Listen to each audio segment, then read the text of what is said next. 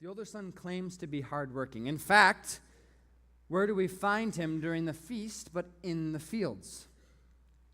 What does he say to his father? He says, "Look!" Problem number one word in, we have a problem. This is elitism. This is the Pharisees. And I'm afraid too many of us. The goal of his hard work is not to serve the Father, but to be noticed. John the Baptist, who Jesus himself described as the greatest among men, says in John chapter 3, "Christ must become greater, I must become less." But what the older son offers here is, Christ must become greater, and I greater with him.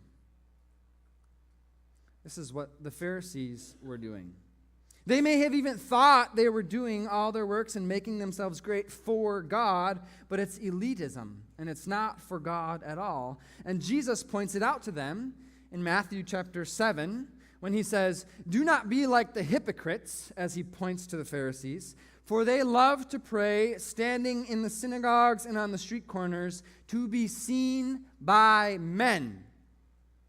And a little bit later in the same chapter, "When you fast, do not look somber as the hypocrites do, for they disfigure their faces to show men they are fasting." The point of their work is to be noticed and praised by men. It's not for God at all. The older son continues, "Look, all these years I've been slaving for you and never disobeyed your orders." Problem number two. This is moralism. His merit is based on the things he's done. And friends, if you stand before the Father and make your case based on your works, heaven is not available to you. Jesus said, "Not everyone who says to me, 'Lord, Lord,' will enter the kingdom of heaven, because some who were not far off but were so close, who were the synagogue people, who were church people, believed this Jesus and heresy." And here's the kicker. Here's the big tell. "Look, all these years I've been slaving for you and never disobeyed your orders. And you never gave me even a young goat so I could celebrate with my friends."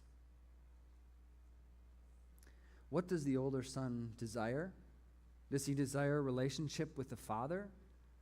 Does he wish that he could feast with the people in his father's household? No, he wants to be blessed so he can celebrate with the world.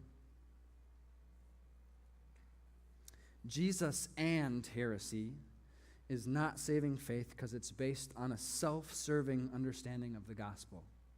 It creates self as an idol. We work to be praised by men. We pray to be heard not by God. How silly is that? We pray to be heard not by God, but by men. We give not with generosity, but for names engraved on buildings. We show up to church to please family and friends. That's a strong condemnation of the older son.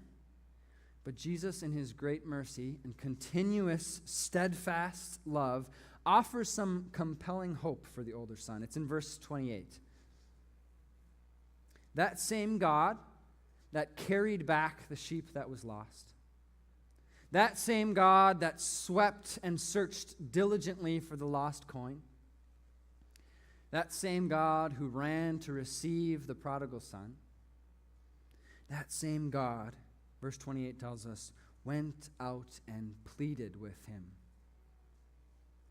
By virtue of you hearing these words, God's holy words, God is doing that same thing for you.